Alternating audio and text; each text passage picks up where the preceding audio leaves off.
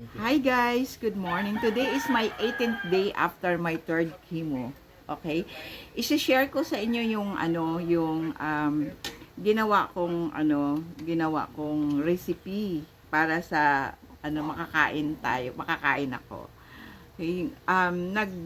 Yung mister ko kasi bumili kahapon ng isdang bangos. Pag ni-research mo yung bangos, sinasabi hindi siya pwedeng kainin ng mga cancer patient kasi kumakain siya ng PAGE. Okay? So, wala akong magawa kasi yun nga yung binili niya kahapon. So, ang ginawa kong strategy ay pinaksiw ko siya sa oregano. Ano yung oregano? Oregano in Bisaya ay kalabo. Okay? So, kumuha ako ng mga 20 pieces na dahon ng oregano. Yun ang hinalo ko. Unang-una pala, yung paglinis ng bangus, napaka-importante guys. Linisin talaga yung mabuti, yung walang kaliskis, yung kaliskis talaga. Kasi kung common sense, kung nabubuhay sila sa fish pond, more or less yung mga nandiyan nakadikit sa kaliskis.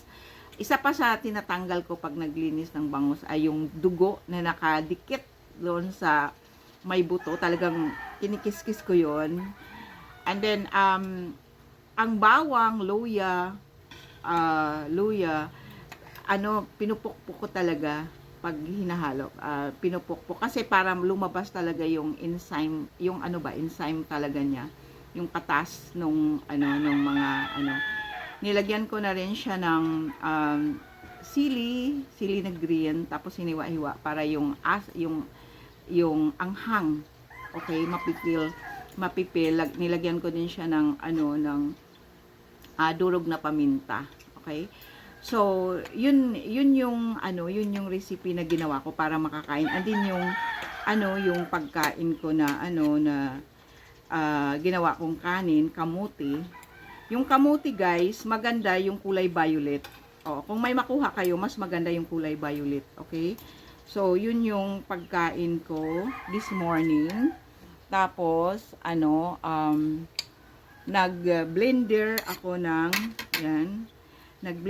ng carrots. Nilagay ko carrots, apple para may tamis, at saka pipino. Bakit kailangan yung pipino ay madali para madali ma-digest yung malakas kasi ang fiber noon carrots din is ang daming makukuha natin. Isa yan sa mga inaano sa atin na na kakainin pag cancer patient tayo.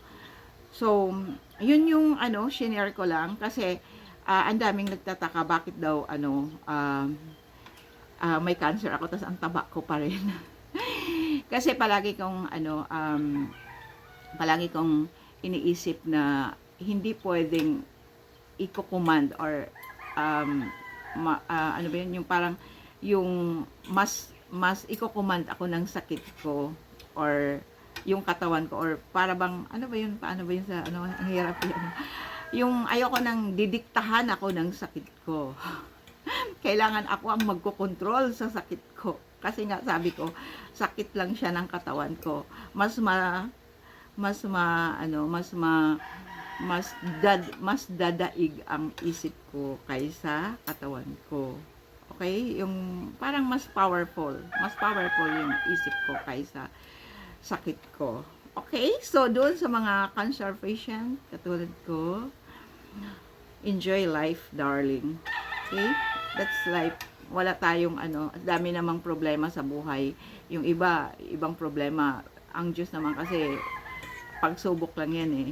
Okay? Ang dami naman binibigay ng Diyos sa atin ng mga pagsubok. Iba-iba nga lang. Okay? So, hindi ibig sabihin pag may cancer ka na, end of the world. Hello! Lahat tayo may cancer cells sa katawan.